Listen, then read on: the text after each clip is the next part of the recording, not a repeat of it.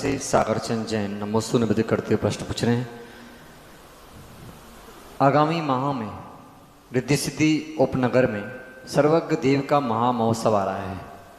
भोजन, जल, बिजली, परिवहन आदि संसाधनों का किस प्रकार सदुपयोग हो कि आनंद भी भव्याति भव्य आए और अव्यय भी ना हो और जीवन का व अध्यात्म बंधन का अध्याय जोड़ सके जीवन में, कृपया समाधान करें। देखिए, जो भी प्रतिष्ठा महोत्सव होते हैं, चाहे विधान हो, पंचगणक हो, वेदी प्रतिष्ठा हो, सामान्य रूप से जो भी आपकी धार्मिक क्रिया होती है वो धार्मिक क्रियाएं आपकी विशुद्धि बढ़ाने के लिए होती है। तो जितना अधिक हो सके विशुद्धि बढ़ाएं। मेरा ये कहना है कि जो पात्र बन चुके हैं या बनने वाले हैं, किसी ने जिनबिंब रखा, किसी ने पात्रता प्राप्त करी, किसी ने मुख्य पात्रता प्राप्त की, किसी ने सामान्य इंद्र बनने का सौभाग्य लिया, चूके ना। अगर कोई सामान्य इंद्र भी बनता है तो भी निश्चित मानना, अगर उसकी विशुद्धि ज़्यादा है, सौदर्भ इंद्र से अधिक उसकी निर्जरा हो जाएगी। तो जो भी बैठे विशुद्धि के साथ बैठे, ऊंचे के पात्र, जो स्टेज के पात्र या स्टेज के नीचे के पात्र हो, सारे पात्र एकदम विशुद्ध परिणामों के साथ बैठे तो उनका प्रबंधन चलेगा। रही बात पानी और बिजली आदि की, उतना ही उपयोग करें जितना आवश्यक है। अनावश्यक प्रयोग करेंगे तो जीवन आपका अनावश्यक होगा, ऐसा समझिए। शेष जिज्ञासाओं का समाधान आगे आने वाले समाधानों में होगा।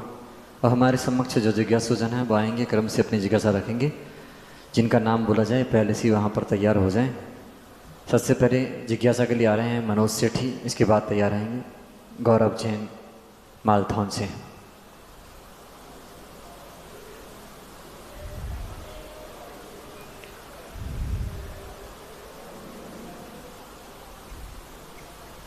भैया माइक चालू करिए उनका।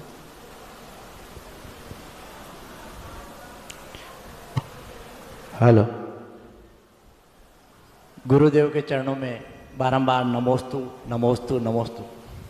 गुरुदेव, जैसे जैसे एक दिन निकलता जा रहा है, हमारा मन संकुचित होता जा रहा है कि गुरुदेव का सानिध्य एक दिन कम होता जा रहा है। गुरुदेव, रिद्धि सिद्धि समाज ने जहाजपुर तक ये नहीं सोचा था कि ऐसा सानिध्य हमें मिलेगा, लेकिन वहाँ हमारे आपने घोषणा करके हमारे को जो सानिध्य दिया है, उसके बाद में जो रिद्धि सिद्धि में हुआ है वो तो न भविष्यति।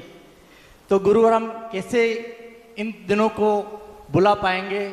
जो हमने नहीं सोचा था वो सारे कार्य आपके सानिध्य में पूरे हो जाएंगे। तो इसमें किसका पुण्य है? हमारे बाबा चंद्र प्रभु का चमत्कार है या यहाँ के श्रावकों का है?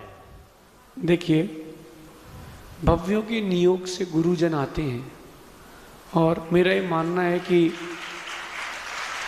अगर सच्ची श्रद्धा है तो गुरु कहीं नहीं जाएंगे। जो कुछ लोग मैंने देखे, जब मैं आया था तो उन्होंने बड़े नारे लगाए थे, जय जय गुरुदेव, जय जय गुरुदेव। अब वो दिख ही नहीं रहे कहाँ हैं।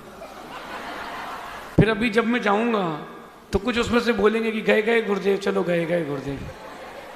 लेकिन कुछ ऐसे होंगे वो कहेंगे रह गए गुरुदेव, रह गए गुरुदेव। अब ये जो दिन जा रहे हैं उसकी चिंता ना करें। आप ये समझ लें कि ओवर कम है, 5 ओवर चालू हो गए हैं। अब ओवर कम है तो खेल अच्छा दिखाएं। इन दिनों में इतनी गुरु भक्ति अधिक कर लें कि जो बच्चे अपने निकले 100 दिन हैं उनकी पूर्ति इसमें हो जाए।